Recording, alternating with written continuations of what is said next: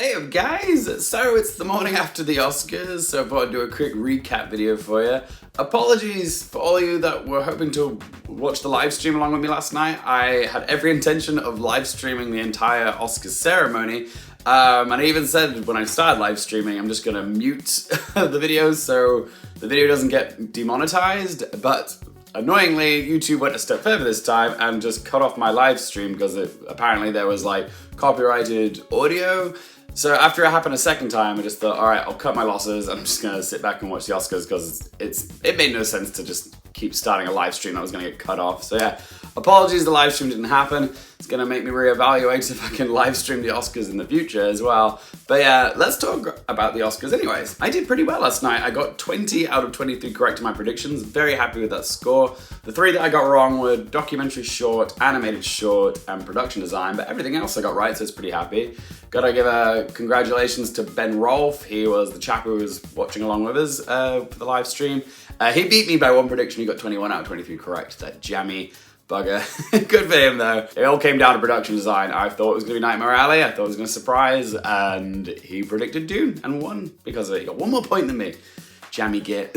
But yeah, even though we did very well on our predictions, I will say it was a bit of a safe Oscars. There wasn't any surprises though, was there? Like, you kind of always hope the Academy throws a curveball, like something that no one's really expecting. Like, say, if the worst person in the world had won for screenplay, that would have been a delightful surprise.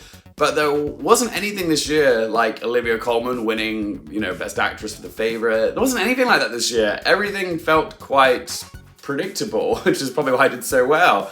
So yeah, even though there was no shocks in the winners, there was shock in the ceremony, though, wasn't there, with Will Smith and the Chris Rock incident. Yeah, we're going to talk about that in a little bit, aren't we? But yeah, the actual winners of the awards weren't that shocking overall. The biggest bit of drama probably came from myself when I accidentally broke my Oscar statue. Yep, that bit I got on the live stream before it cut off. Soldier down! Medic! I need a medic! What I need is some super glue, but yeah, my poor Oscar statue. The biggest winner of the night was Dune. It got 6 Oscars: score, visual effects, sound, cinematography, editing, and production design. So that is a really impressive haul. But I have to say, well done to Coda, because, yep, that took home the top prize, Best Picture. In fact, it took home all the prizes that it was nominated for. Coda literally swept everything that it was nominated for. Best Adapted Screenplay for Sean Heder, Best Picture, obviously, and Troy Kotsur winning Best Supporting Actor. And yes, Troy Kotsur giving his speech. Oh my god, my heart, just melted. I bloody love that man. Like, he's just been the most charming man on the award circuit this season. So wonderful to see him win for his heartwarming performance in Coda. Coda, I'm so happy with this. As you guys know, I was never like the biggest fan of The Power of the Dog, and I would have been fine with it if it had won. It was surprising. It was the most nominated film, got 12 nominations and only went home with 1, and that was for Jane Campion. But yeah, I was more rooting for Coda. And yeah, I'm so glad that it won. And it's amazing, actually, Coda's journey, because it's had the furthest distance to travel and the most barriers to overcome in order to win Best Picture. Like, there's so many stats that it's beaten, and it's made so much history, Coda, this win.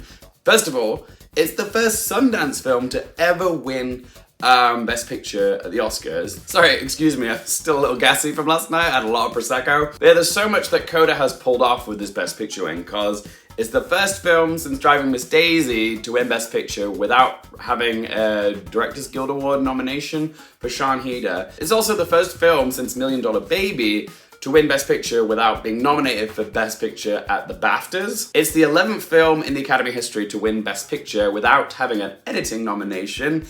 Last time it happened was for Birdman. It's also made history as the first streamer film to win Best Picture, something that Netflix has been gunning for the past few years. They've tried with Roma, The Irishman, and The Power of the Dog, and haven't quite managed to clinch the top prize at the Oscars, but then Apple comes along and just takes it away from them. Now Apple has that bragging rights. Although yeah, some people make the argument that Netflix, actually funded the movie to make The Power of the Dog, whereas Apple just bought it after it premiered at Sundance. So yeah, there's a little bit of argument to be made that Apple didn't really finance the film, they just happened to buy it and then put it on Apple TV. So, but still, it is a streaming movie. That's how it was distributed. So yeah, Coda is the first streaming film to win Best Picture. That's a little bit of history there, right there, guys. It's opened the door for other films to follow it now. It's also the first film with a predominantly deaf cast to win Best Picture. Another bit of history for you there. Coda's win also breaks that kind of unwritten rule that your film needs to premiere at a big prestigious fall film festival to go on to win Best Picture later. Like, we haven't seen a film win Best Picture at the Oscars which didn't have a prestigious fall film festival debut since Million Dollar Baby again. Like, we've had films come close, like 1917 and The Revenant, but they always fell at the last hurdle. They never went on to win. But yeah, Coda was released at Sundance and managed to maintain relevancy and popularity all the way through to Oscars. That is an incredible distance to travel to win Best Picture. But that was a good thing about Coda. It kind of peaked at the right time. People fell in love with it gradually, and it gained popularity through word of mouth. And people were watching Coda later in the year, falling in love with it later, even though it had its release way ago. And then, that sort of late surge of love just took it over the finish line in the end. It's like the little underdog film that just surprised everyone. The fact that it maintained that love from Sundance to the Oscars is It's miraculous. Well done. Well done. Also, Coda is the second Best Picture winner to be a remake of a foreign language film. The first film to win Best Picture, which was a remake, was actually Martin Scorsese's The Departed, which was a remake of the Hong Kong flick Infernal Affairs. And Coda was a remake of the French film La Famille Bélier, which I haven't seen. Now that I think about it, Coda's win does kind of echo Parasite's victory a few years prior, because they were both kind of seen as underdog films, and they both had to sort of maintain popularity and interest and relevancy for a really long time, because Parasite debuted at Cannes, and then slowly but surely people heard about it through word of mouth, like Coda, and they went on to win Best Picture. And Coda was always just sort of that underdog indie film, you know? And when it won the Producers Guild Award, there was a bit of backlash. People saying, oh, Coda doesn't deserve to win Best Picture. It's just like, excuse me, get off your high horse. Coda is a very deserving Best Picture winner. Does it have the most groundbreaking thing to say? No, but is it a progressive win which, shines a light on a community that's often overlooked and we don't often see in cinema? Like, this is such a triumphant win for the deaf community, like for the Coda community as well. So it's like, it's an important movie. It's a great movie. It's a heartwarming film. And there's no rule out there that says a film needs to tick a certain bunch of criteria in order to win Best Picture. Like, Power of the Dog is more artistic, but Coda, everybody loves Coda, and there's a reason we love it. For the wonderful performances, for the dimensional characters, for what it's done for the deaf community, made more visibility of this wonderful community. So I'm very happy with Coda winning. Like, it's who I wanted to see win between this and the Power of the Dog. My number one pick from this 10 would have been Dune. But Coda was a close second. So and now that's won. I'm very happy for it. And we'll have to wait and see if time is kind to its win as Best Picture. God knows the win for Green Book has not been kind. I don't think Coda will age like milk, but we'll see. My favourite speeches of the night, obviously Troy Kotsur, Dory. That man just can do no wrong. I love him so much. Ariana DeBose as well. She gave a lovely speech as well. I love that she acknowledged how she was a proud queer woman of colour and how the arts helped her to find herself. That was just really lovely. And her win, it matters. Representation matters, and her winning a queer woman of color, it's just gonna inspire so many young kids, that will see themselves in her. So it's just it's a great win for Ariana DeBose. It was a lovely speech. Although her reaction when she won did seem a little bit like, really? Me? Come on, Ariana. You knew you were winning this. Don't pretend like this is a surprise. Also, Billie Eilish's win for her song No Time to Die, that was unexpected. Not the song winning Best Song, that was expected, but her reaction, she was so happy, you could see it. It was plastered all over her face. She was so happy to win that Oscar, and I don't think I've ever seen her with so much joy on her face before. I'm so used to seeing her looking quite moody and sullen, because that's kind of a brand, but now, when she won the Oscar, she was overwhelmed with joy, and that was lovely. And congrats to her and Phineas, well done, yeah. And what, she's 20, isn't she? Really young to win an Oscar, but good on her. And that's 3 Bond songs from the Daniel Craig era to win Best Song at the Academy Awards. Wow. Jane Campion as well. Thank God she had something written down this time. Like, that was a smart move. But yeah, it was a lovely speech. 3rd woman ever to win Best Director at the Oscars, bit of history there. And the first time ever we've had back-to-back female winners. Chloe Zhao last year, and now Jane Campion this year. Another bit of history right there. All right, now let's talk about this Will Smith and Chris Rock incident, because until I woke up this morning, I didn't realize that when he slapped Chris Rock, that this was a real thing that happened. We all thought this was like a staged moment, like a bit. And yeah, we just thought it was like a stage slap or something, like a fake slap, you know, that they'd planned or something.